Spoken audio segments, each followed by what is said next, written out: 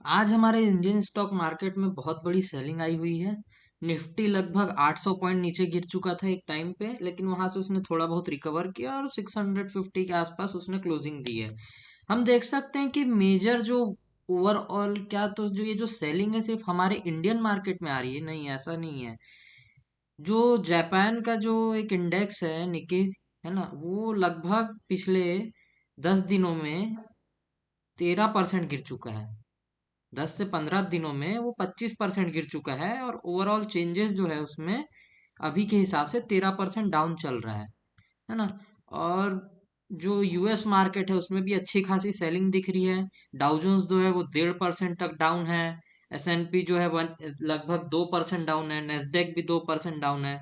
तो अब आज जो मार्केट खुलेंगे तो हो सकता है उसमें हमको और ज्यादा इसमें सेलिंग देखने को मिले। और ये यूएस मार्केट में रिसेशन सेलिंग इसलिए हमको देखने मिल रहा है क्योंकि वहाँ का जो अनएम्प्लॉयमेंट डाटा है वो बहुत ही खराब आया है, यानी वहाँ पे लोगों को बेसिकली नौकरी नहीं मिल रही है। और ऊपर से जो south east middle east Asia में जो टेंशन चल रहा है इसराइल ईरान को लेके, वॉर को लेके, वो दिन ब दिन बढ़ते जा रहा है ना।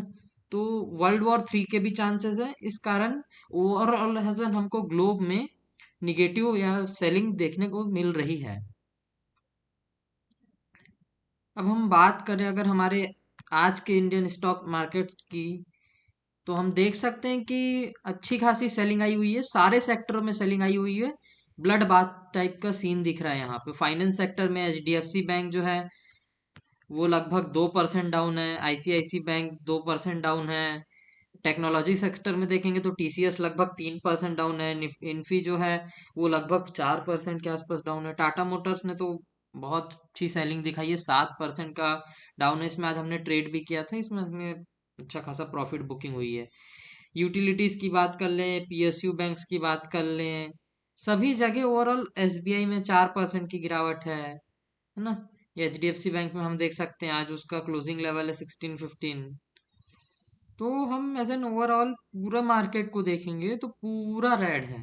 एक दो सेक्टर, एक दो कंपनीज को छोड़ के ओवरऑल एज एन पूरा मार्केट ही रेड जोन में चल रहा है। अभी अब हम देखते हैं कि क्या ये जो इकोनॉमी, जो वर्ल्ड इकोनॉमी जो डाउन में चल रही है, ये क्या इंडिया पे कितना इम्पैक्ट डालेगी। तो हम उसके हिसाब से अपने इंडियन स्टॉक मार्केट को एनालाइज कर लेते हैं, है ना। ओवरऑल इकोनॉमी को हम कंसेप्ट छोटा रखते हैं क्योंकि मार्केट एनालिसिस की वीडियो इसको ज्यादा बड़ा नहीं करते हैं। निफ्टी की बात कर लेते हैं हम। निफ्टी जो है हमारा, ये 1 डे का टाइम फ्रेम है ना। 1 डे के टाइम फ्रेम में हम इसके एक बार एनालिसिस कर लेते हैं ताकि हमारा लॉन्ग टाइम जो रहेगा वो अच्छा रहे, है ना। तो हम देख सकते हैं यहाँ से एक बहुत अच्छी ट्रेंड लाइन आ रही है जिसका पूरा रेजिस्टेंस लिया जा रहा है ना। नीचे से भी यहाँ से एक ट्रेंड लाइन चल रही थी।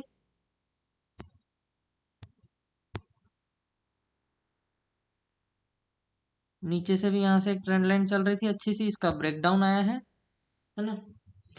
और 1 डे के टाइम फ्रेम पे हम देख सकते हैं कि इसके मेजर सपोर्ट अगर हम निकालना चाहें तो मेजर सपोर्ट हम निफ्टी के 1 डे टाइम फ्रेम में निकालेंगे।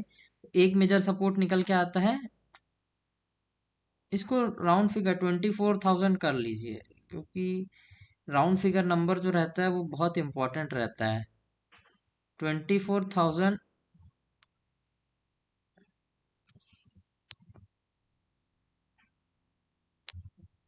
ये 24,000 एक मेजर सपोर्ट रहेगा इसका। अगर इसको भी ब्रेक करता है तो अगला मेजर सपोर्ट इसका रहेगा 23,658 के आसपास।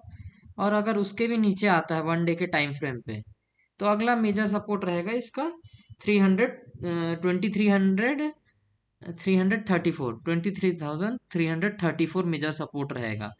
और ऊपर रेजिस्टेंस की अगर हम बात कर लें तो इसका मेजर रेजिस्टेंस तो आज का ही डे हाई है, इसको हम रेड से कर लेते हैं, है ना। उसके बाद अगर इसको कल अगर कल इसके ऊपर खुलता है तो फिर अगला हमारा मेजर रेजिस्टेंस जोन रहेगा वो जो ये रहेगा। ये लेवल है हमारा 24,500 के आसपास का, है ना।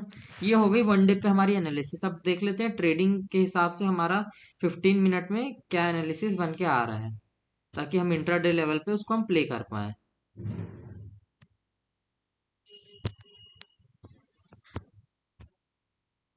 वन डे पे हमने जो बनाया था उसको थोड़ा करेक्ट कर लेते हैं डे के हिसाब से।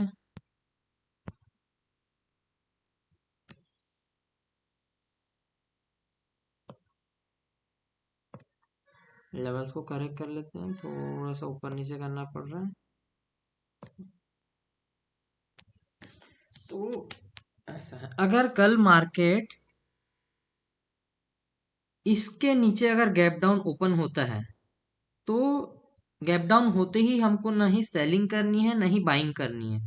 अगर मार्केट यहाँ से नीचे से ऊपर आता है और यहाँ पे थोड़ा एक्यूमुलेट करके ऊपर जाने का ट्राई करता है, तब हम यहाँ पे बाइंग का प्लान करेंगे, है ना। और हमारा टारगेट, पहला टारगेट यहाँ पे रहेगा, है ना। और अगर मार्केट यहाँ पे ओपन कहीं होता है, गैप अप ओपन होता है और यहाँ से रेजिस्टेंस लेता है, तब हम सेलिंग का प्लान करेंगे। अदरवाइज मेजर गैप डाउन होता है तो फिर हम वेट करेंगे कि मार्केट कैसा बिहेव कर रहा है, स्टार्टिंग के 15 मिनट की कैंडल को एनालाइज करेंगे, उसके अकॉर्डिंग हम अपना ट्रेड प्लान करेंगे। ये हो गई निफ्टी की बात। अगर हम बैंक निफ्टी को देखें, ये है वन डे के टाइम फ्रेम पे बैंक निफ्टी, है ना। तो अगर हम वन डे के टाइम फ्रेम पे हम मेजर सपोर्ट ड्रॉ करना चाहें तो हमारा मेजर सपोर्ट तो यहीं पे बन के आता है 49,000, 49,000 समथिंग पे आ रहा है। हम एक बार उसको अच्छे से ड्रॉ कर लेते हैं। ये हमारा मेजर सपोर्ट रहेगा। इसको हम ग्रीन से कर लेते हैं ताकि सपोर्ट को हम समझ पाए, है ना। उसके बाद अगर हमको ऊपर मेजर रेजिस्टेंस निकालना है तो हम मेजर रेजिस्टेंस हमारा आज का डे हाई ही रहेगा, है ना। और फिर ये एक रहेगा। इसको हम लोग रेड से कर लेते हैं।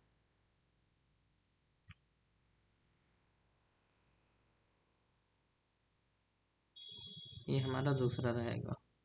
इनको हम रेड से कर लेते हैं, ये एज ए रेजिस्टेंस एक्ट करेंगे। ये हो गया हमारा रेड से। ये हो गई हमारी डे वाइज एनालिसिस।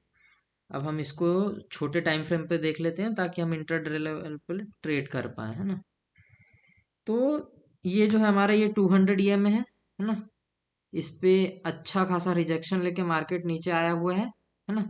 तो इस जोन में हम कुछ भी नहीं करेंगे। ये जो 1000 पॉइंट का जो जोन है, इस जोन में हमारे लिए ट्रेड करना बहुत ही डिफिकल्ट रहेगा। अगर मार्केट यहाँ पे आता है, गैप डाउन ओपनिंग होती है मार्केट की और 49,786 के आसपास ओपन होता है और मार्केट एक्युमुलेट करता है और यहाँ से सपोर्ट लेता है, तब हम लॉन्ग के लिए जाएंगे। हमारा टारगेट, पहला टारगेट जो रहेगा 50,200 के आसपास का रहेगा।